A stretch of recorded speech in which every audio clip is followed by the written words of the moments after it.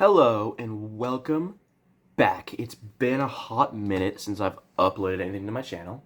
I think it's been like 2 years, but I'm back and today I'm talking about Tame Impala. One of my favorite bands of all time, and I'm gonna go ahead and let you guys in on a little secret. They're just one guy. Pretty crazy, I know. Something cinephile family guy. They have unfortunately 5 albums. Yeah, I think we all wish it was 4. And I'm also going to be talking about the self-titled EP. So, talking about 6 things today. I'm not going to bore you guys with the details, obviously. I'm assuming if you clicked on this video, you know who Tame Impala is. Great band, great guy, family guy. Let's begin with number 6. Yeah, it's Deadbeat. What else was it going to be? Deadbeat. Where do I even start? Ignore that. Deadbeat. Where do I even start with this album? It just came out. It's his 5th studio LP. Marks a pretty major pivot in sound into more of a melodic house direction, kind of techno-ish. I don't really like it. I like it more than a lot of people do. I think it has its moments where it works, but overall as an album, it feels very lazy, very rushed, lacks memorable songs. It feels a lot more going through the motions than anything he's ever made prior. And this is coming from somebody who's a huge defender of the Slow Rush, an album which I know a lot of people have criticized for being kind of generic and basic, as far as I'm aware. But the Slow Rush walks miles around this album, okay? It's not all terrible. I should make that clear. I'm going to start with the positives. My Old Ways is a very solid track.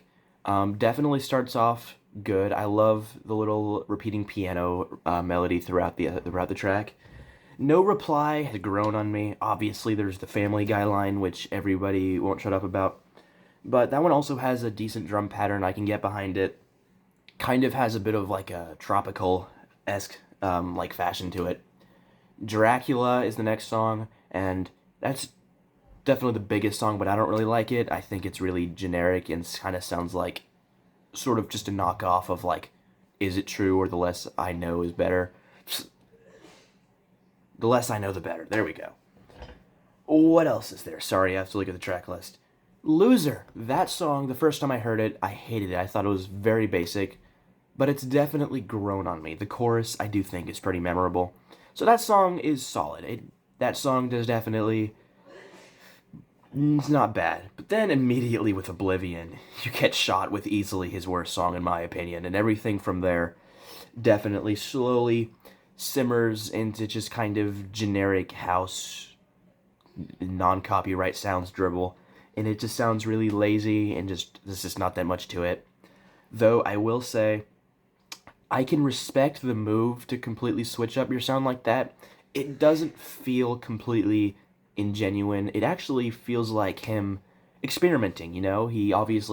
At this point, he's so big, he can't fail. So I can respect the move to completely just change your sound. Are there any highlights in the latter half? End of Summer is fine. No reason for it to go 7 minutes. Ethereal Connection, that song's solid. The rest of it, though, especially like See You on Monday, garbage, honestly. Very generic, boring, kind of puts you to sleep.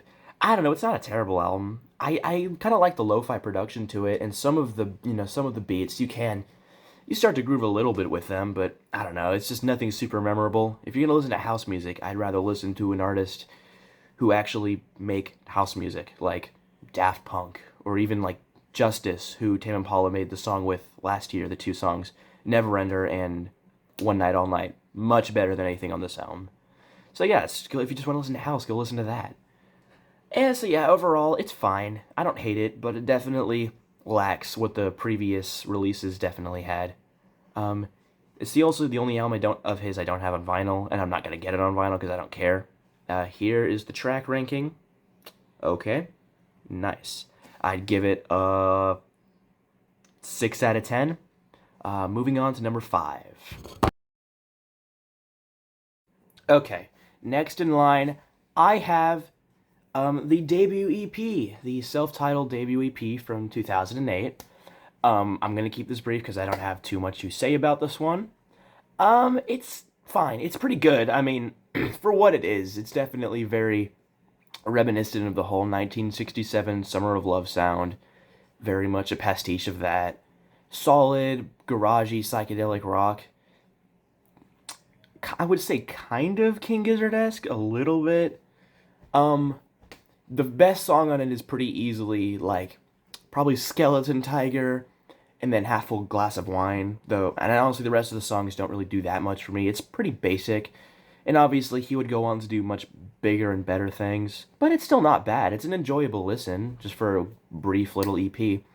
Though I will say a lot of his demos from this time are much better. I'm pretty much done talking about the EP, but I want to, talk about this. For anyone who's never heard Flow, When the Feeling's in the Core, My Lover Mother Nature, The Serpentine, fantastic songs, okay? Especially Flow. Flow is one of his best songs ever. And it's really unfortunate that those songs aren't on this EP, even though I think they were made around the same time, and these are. And I really hope one day they'll get a string release. But for now, this EP isn't bad. Listen to Skeleton Tiger. That's by far the best song. Here's the ranking. 7 out of 10. Next.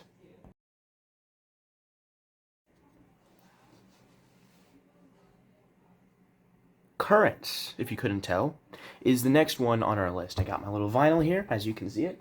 You got this, you got the front cover. Ooh, it's nice, it has a good texture. It's kind of, you got the, that's the gatefold, here's the back. Pretty great, wonderful, I know. One at a time, ladies, one at a time. Currents. Alright. This is where, we get to the real shit. This is the stuff that actually matters as far as I'm concerned. Okay? I'm gonna have to pull up the track list real quick. I probably should have done this beforehand, because I am an idiot and I can't remember everything off the top of my head. Alright, let's start this off. Track by track. Let It Happen. The best song, not ever. I'd say the best song ever is Beach Life and Death by Car Seat Headrest. I'll get to Car Seat Headrest eventually. But Let It Happen is definitely top 5. Beautiful song. One of the few songs I can think of that you can both dance to, but you can also sit down and listen to. Absolutely gorgeous. I love the super repetitive melodic middle section. Absolutely transfers you to another world. The guitar solo at the end, everything about it is perfect as far as I'm concerned. Incredible track. Apologies about that. Minor intermission. Back to what I was saying. The only problem that I have with Let It Happen is that I do think it cuts off a little bit short. That's the only thing I would say, is that he could honestly probably jam for about 5 more minutes, and I do think it would be a lot better. But as it is, still a wonderful track, don't get me wrong. Next is Nangs, and definitely winds down the energy from Let It Happen. A short little interlude, it's not even 2 minutes, but it's still very ethereal. It definitely continues the whole dreamy electronic sort of dance electro disco thing he has going on in this album. Still a fantastic song, honestly. The Moment, one of the most upbeat and fun tracks on the album. Definitely very fun to vibe to, absolutely. Then what else? Yes, I'm Changing is the next song. Probably my least favorite on the album. The closest thing he gets to straight R&B, and it definitely doesn't do everything I would like it to for me. It's a bit cheesy, but hey, it's still not bad. Don't get me wrong. Then you get into Eventually. Fantastic song, very melancholic. One of the few times where his lyrics actually kind of stand out as good. Great chorus. Honestly, the entire song is very, very fantastic. Not quite on Let It Happen level, but still one of the best tracks on the album, easily. Then you have Gossip, which is another short interlude, and honestly one of the best songs on the album, in my opinion. That repeating synth pattern, incredible. Fantastic. I love it. The Less I Know the Better is, obviously, that's the big one here. It's the big Tame Impala song, period, really. And it's fun. It's definitely a very fun song. The guitar riff, very good. And it's very funky, vibey. Don't watch the music video. Bad lyrics. It's a decent song. It's a bit... I've heard it so many times that it definitely doesn't quite do everything it could do for me. But hey, There's nothing wrong with that. It's still a solid track. Um, then you have Past Life, which is a very underrated track in my opinion. Love the little sort of like text to speech spoken word thing going on throughout, and that opening synth pattern. I don't know why, it just brings me a lot of nostalgia personally. Then there's good old Disciples, the prop. Again, very fun song for being so short. Definitely do wish it was longer, but as is, very fun track. Definitely, does a good job at sort of building in sort of like a futuristic, ethereal atmosphere, as with the rest of the album. Cause I'm a man. The lyrics are certainly something, aren't they? The instrumental is very good. Beyond like definitely you can ascend to listening to Cause I'm a Man. It just happens that the lyrics are the dumbest, corniest garbage on the planet. As with a lot of Tame Impala songs, but especially with that one. Then I'll admit, the album definitely slows down a little bit with Reality in Motion and Love/Paranoia, which I think are two of the weakest tracks in his entire career. Obviously, Deadbeat exists, but I don't really count that one. And obviously, these aren't bad songs, but they definitely kind of fall into a bit of a problem I have with this whole album, which is that there are some songs that just kind of fall into the background in a way that his other big three albums, in my opinion, don't. And there's nothing wrong with that. But yeah, some of these songs do feel a bit too samey and a bit too trying to stick with one sound versus, do what they want to do. And it's fine to have a consistent record, but I do think some of these songs, specifically, Yes, I'm Changing, Cause I'm a Man, Reality in Motion, and Love Paranoia, definitely suffer from. But the last song, New Person, Same Old Mistakes, again, fantastic track, very infectious hook, great song. It's not. So I would say this album has the highest highs of his career, but also among the lowest lows. So it's a little bit too consistent, but at the same time isn't really consistent, if that makes sense. Still a damn good album. Don't get me wrong. Let It Happen, Eventually, Gossip, The Less I Know the Better, Disciples, New Person, Same Old Mistakes. That's a very strong run of music. So overall, I'd give it like a 9 out of 10. With just a couple small tweaks here and there. I maybe add some of the bonus tracks, and I think this would be definitely a better album. But as is, here's the track ranking. Very good album. Next. The Slow Rush is next up on our list at number 3. A lot of people I know don't really like this album. I don't know why they wouldn't like this album. I personally think it's wonderful. Where to begin? I guess I can do track by track again. The album definitely immediately shows off that it's continuing the sound Currents began, but kind of doubling down on it with an even more dreamy atmosphere, though it's definitely a lot more sunnier and summery than Currents is. And there's nothing wrong with it. I actually kind of prefer it. I think it's a very uplifting record, and I do think it's a very nice album to listen to when it's all unwind. The opener, One More Year. One of the highlights, I would say definitely. Very fun, summery track. That intro instantly just puts you in a trance. It just sends into the atmosphere right away. Instant Destiny. Again, I know I say this a lot. Fun tracks, fun album. I do not have too much to complain about with these records. Borderline. I think everyone can agree the original mix is better than the album one. But honestly, I listened to the album one first, so it kind of has I'm used to it. And yes, it's a very fun track. It kind of has a bit of a Euro house influence, and I know it's not everyone's cup of tea, but for me, I think it's great. Posthumous Forgiveness was made for his dead father, probably the closest he ever gets to emulating his earlier sound. And I do think, yet again, very strong album, very strong track. I don't have too much to say about it. The synth melody that repeats throughout the middle of the track is very strong, and the lyrics are definitely on the higher end of things. Then you got Breathe Deeper, which Lil Yachty featured on that bonus track.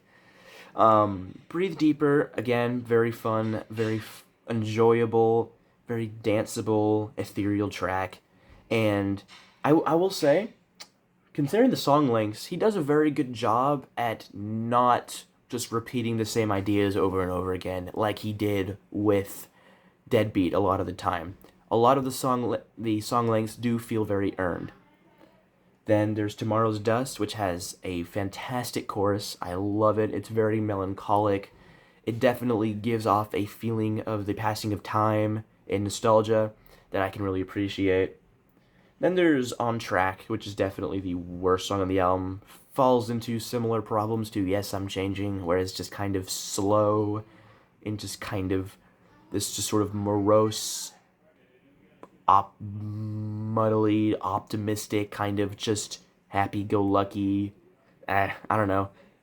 Just a little too on the cheesier side for me, but it's still definitely, the production saves it, just because the production on this entire album's great.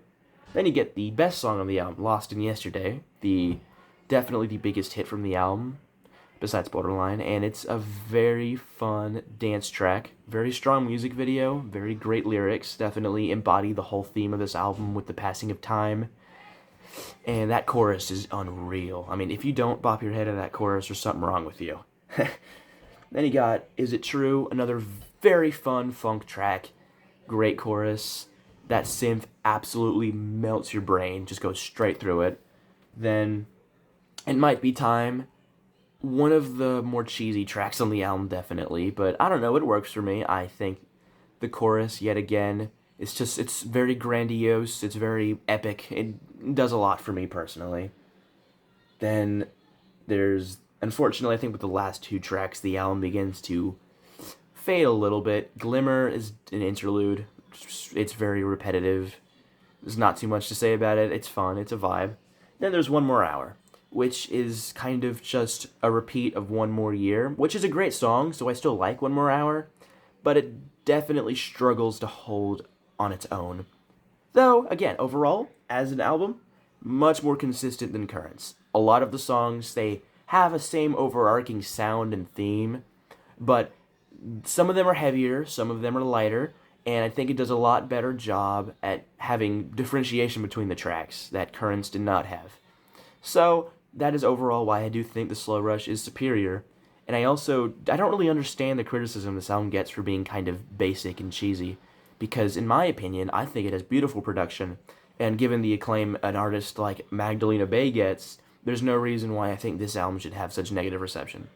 That's all. The Slow Rush gets a 9.5 out of 10 for me. Here's the track ranking. Alright. Our runner-up for today is none other than Lonerism. His second album, released in 2012, and the first I'm going to be talking about of his two more psychedelic rock full-length LPs, which you may have noticed are the top two. So, those are my favorite. Lonerism. Where do I even begin with this incredible record? Alright, let me pull up the track list because I'm an idiot. Alright. Instantly, with Be Above It, it definitely does a good job at showing you that this is going to be a continuation of Inner Speaker, though with a more melodic and synth-driven territory, with instantly with the synths coming in on that first track, you can tell. And while Be Above It is definitely one of the weaker songs on the album, it still definitely grooves along, and it does a good job at opening up the themes of the album. Ondor's Toy, that is the real, I would say the true opening track, and instantly, what an opening, okay? As soon as it begins, with that guitar, instantly just lifts you up and just sends you into a journey. Incredible track. And then leading into Apocalypse Dreams, one of his best epics. Really wish it was longer. That final climax near the end of the track, absolutely amazing. Then there's Mind Mischief, which definitely is the first of, I'd say, of a list of about 5 tracks, which I would think definitely have a lot larger degree of lonerism and melancholy in them, and a lot of that is very relatable for me. So I really do appreciate the themes of Mind Mischief, and I do really love, again, as with many of these tracks, very infectious hook, very memorable chorus, and it's just really very re-listenable. And yeah, that continues with the incredibly fun Music to Walk Home by. I love the melancholy in his voice. You can really feel like the sadness and lonerism that he's feeling in this track. So that's a really great one. Why Won't They Talk to Me? Probably in his top 5 of all time. Very good chorus. I've cried to it before. And then there's the big one, Feels Like We Only Go Backwards. I've heard it a bit too many times for it to have quite the same impact on me it used to, but still a great track. Very fun, very memorable, fantastic vocal performance, great psychedelic pop production. Then there's Keep on Lying, one of the more repetitive tracks on the album, and there's the little spoken word segment thing throughout the middle of it. And still, a very solid track. I definitely can get behind the lyrics and the vocals, and it's the whole thing, just a great atmosphere. It's a good job at being kind of warm and optimistic while still having a degree of melancholy to everything. And then there's Elephant, which is definitely probably his single most rocking track on any of his albums. And that's a really fun track, very memorable, kind of tickles your brainwaves a little bit. Great song. Then there's She Just Won't Believe Me, but that's just a little interlude. And unlike Currents, the interlude here doesn't really do anything.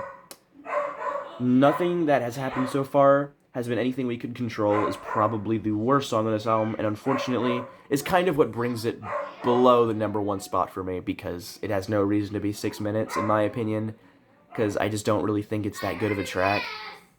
And ultimately it concludes with Sun's Coming Up, which, very sad, depressing track, okay? That it's just him and a piano for the first half, and it's a very powerful song, in my opinion.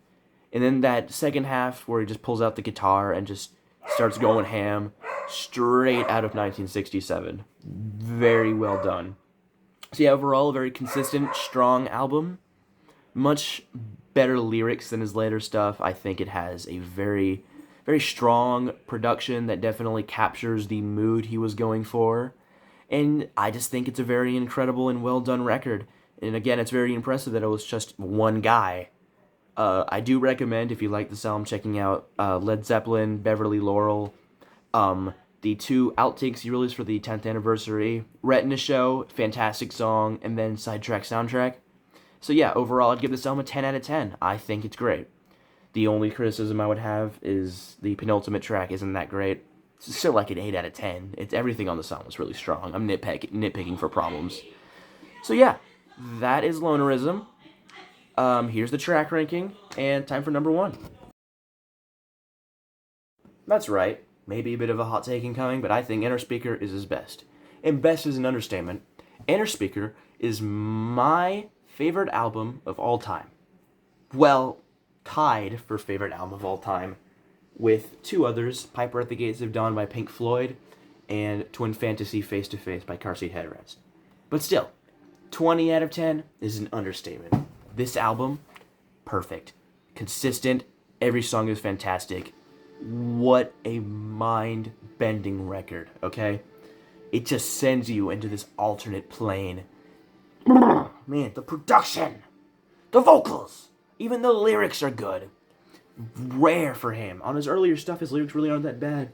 And it does such a good job at capturing that psychedelic 60s sound while still modernizing it and utilizing newer techniques and obviously much more hi-fi production. And it's such a great album, and there's just those beautiful drum patterns that just litter this thing. Ooh, and then there's those incredible synths that they glitter on top of the amazing looping guitars and drums. And it's just, every song is so good. But where do we even start? It is not meant to be. Instantly in the first 10 seconds, you just get sent into another world. Amazing song. I love the lyrics. Love the song. Love the guitar, love the sound. Desire Be Desire Go definitely tones back on the melancholia and somberness of It Is Not Meant to Be and replaces that with more psychedelic fun, parties, drugs. Then Alter Ego, one of his saddest and most powerful songs message wise, about realizing that you're your biggest enemy. Probably one of his best songs, incredible drums throughout it. And there's Lucidity, just more psychedelic fun, just really just sends you into another plane, man. And then Why Won't You Make Up Your Mind, continuing with the just slowly grooving along. Not really any slow moments on this album. The entire thing just chugs along, which is something that no other Tame Impala album does, which I can really appreciate. Then you get into the incredibly fun and groovy, kind of almost psychedelic funk track, Solitude is Bliss, the first song of his I ever heard. Because my favorite artist at the time, Beck, I saw an interview with him in which he said that he really liked that song. So I checked out Tame Impala. Then there's the very fun instrumental Jeremy's Storm, which again just continues with that amazing, modernized, very technically impressive sort of psychedelic garage sound. And I'm gonna just tell you right now, this album has incredibly good job at sort of layering all of the instrumental tracks very in just a very three-dimensional way. You know, there's nothing compressed, everything feels very spacious, and it kind of feels like it is going around like around your head. You don't gotta be high for it to be like that, trust me. Then there's Expectation, which is one of the bigger songs on the album. Again, fantastic song, just great psychedelic grooves. It's just a very fun, moving track that just brings you a lot of energy and just really does send you to a world much less mundane than this one. Then you get to the bluesy Bold Arrow of Time, which is definitely the weakest track on the album. It feels the most underbaked, but still a very damn good song. And then, which by the way, one thing about that song, I've always wondered why streaming services for a while did not have that weird outro on Bold Arrow of Time and Expectation, actually. But they just randomly took down Speaker and then put it up with those outros. And I still don't really know what they are. But yeah, it's just a fun little tidbit. Then there's in my opinion, the second best song of his besides Let It Happen, Runway Houses City Clouds. What an incredible song. It really does just give you that feeling of just running away to a new life in a way that few other songs I know of are really able to. Just capture the sound and the message of his lyrics. And just incredible guitar work, very beautiful, very melodic. Absolutely adore it. And then you finish off with the very kind of cute, almost sort of, definitely feels like an outro I don't really mind, which, love the chorus. I know it's not a super love track. It's often regarded as the worst. And I don't agree. I think it's a fantastic song, and I think it does a very good job at summarizing the sound and the lyrics of the album into one final little outro. But yeah, overall, I just think it's just an incredibly consistent album with very strong melodies, very strong guitar work, incredible drumming, especially considering the fact it was mostly all one guy, obviously. So it's all just very well done. And the fact that all 11 songs are so well written really does just... It says a lot about Kevin Parker and his musical abilities, in my opinion. And there's few albums that are really able to send me into another world the way this one has. I've loved this album for years, and I've still not gotten tired of any of the tracks. And I don't really understand why it's considered more middle of the road in his discography, because I really do think it should be considered his masterpiece. 10 out of 10, obviously. Here's the track ranking. And, yeah, I guess I should do a little bit of a conclusion here. So, overall, yeah, Tame Impala, incredible band, 5 albums plus the EP, and obviously he has other stuff I didn't really mention. But, you know, if you want some other songs to check out, Neverender, Flow, Vital Signs, Retina Show, and then I would say No More Lies are probably his best non-album or the one EP tracks. Real quick, I just want to add what I think his top 5 best tracks are. It's Alter Ego, Lost in Yesterday, Why Won't They Talk to Me, Runway Houses, City Clouds, and Let It Happen. Yeah. But yeah, incredible band. I love him to death. I love the sound that he's incorporated, and I hope one day I get to see him live.